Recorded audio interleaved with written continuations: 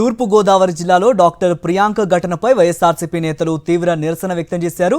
Rajahmundry Prasadaditya mall వద్ద కొవ్వొత్తులు వెలిగించి ప్రియాంకకు నివాళులర్పించారు. మాజీ మంత్రులు కన్నబాబు, తానేటి వనిత, వేణుగోపాలకృష్ణ, మాజీ ఎంపీ భరత్రాం, ఎమ్మెల్సీ వరదు కళ్యాణి, మాజీ ఎమ్మెల్యేలు, వైఎస్ఆర్సీపీ నేతలు నిరసనలో పాల్గొన్నారు.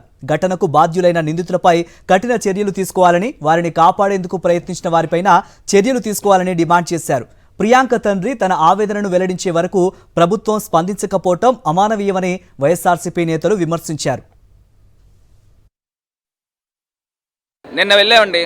నిన్న వెళ్ళి వాళ్ళ ఫ్యామిలీని కలిస్తే వాళ్ళ రోదన, తల్లి కళ్ళు తిరిగి కింద పడిపోతా ఉంది.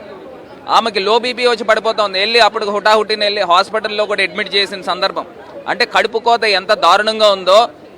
3వ తారీఖు ఘటన జరిగితే అదే రోజు రాత్రి డిఎస్పీ సెకండ్ షో సినిమాకి వెళ్ళాడు. అసలు ఎక్కడికి వెళ్ళిపోతా ఉన్నాము? సమాజంలో ఉన్నామా? అంటే మీ ఇంట్లోనే మీ కూతురికే ఈ ఘటన జరిగితే ఈ రకంగా చేస్తారా అని అడుగుతా ఉన్నా.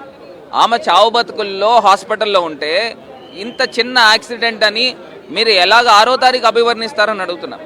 ఇది ముమ్మాటికి కూడా ఒప్పుకోము. మీరు ఖచ్చితంగా నిందితులకి లైఫ్ ఇంప్రిజన్మెంట్ చేయాలి. అదేవిధంగా నిందితులను కాపాడిన వాళ్ళని కూడా లైఫ్ ఇంప్రిజన్మెంట్ చేయాలి. లేని పక్షంలో ఖచ్చితంగా హైకోర్టును కూడా అప్రోచ్ అవుతాము. ఈ యొక్క ఘటన వేరే వాళ్ళకి ఎవరికి కూడా జరగకుండా ఒక లెసన్ చెప్పాలని కూడా ఈ ప్రభుత్వాన్ని డిమాండ్ చేస్తుంది. ఈవేళ ప్రభుత్వం తాలూకు నిర్లక్ష్యం ఒక సామాన్యుడి పాలిట శాపం కింద మారుతూ ఉన్నటువంటి పరిస్థితి. ముఖ్యంగా ఈ రాష్ట్రంలో మద్యం ఏరులై పారుతున్నటువంటి పరిస్థితి. ప్రతి గుడి పక్కన, బడి పక్కన, ఏ వీధికి వెళ్ళినా, సందుకి వెళ్ళినా మద్యం సీసా అనేటువంటి చాలా ఈజీగా దొరుకుతూ ఉన్నటువంటి పరిస్థితి. ఉద్యోగాలు అడుగుతుంటే ఉద్యోగాలు లేవు, మీకు మందు తాగండి అని చెప్పి చంద్రబాబు గారు ఈ రాష్ట్రంలో ఉన్నటువంటి యువతని చెడుదోవ పట్టించడం కోసం ఆయన పడరానటువంటి పాటలు పడుతూ ఉన్నాడు. ఆయన జేబుల్లో డబ్బులు నింపుకోవడం కోసం ఈ రకమైనటువంటి కార్యక్రమాలు చేస్తాం. మరి అందులో భాగంగానే డాక్టర్ ప్రియాంక, ఒక అమాయకురాలు, పాపం డాక్టర్ చదువుకోవడం కోసం, పీజీ చేయడం కోసం అని చెప్పి సుదీర్ఘమైనటువంటి ప్రాంతాల నుంచి రాజమండ్రికి వచ్చి ఈ రకంగా చనిపోవడం అనేటువంటిది చాలా బాధ అనిపించేటటువంటి విషయం.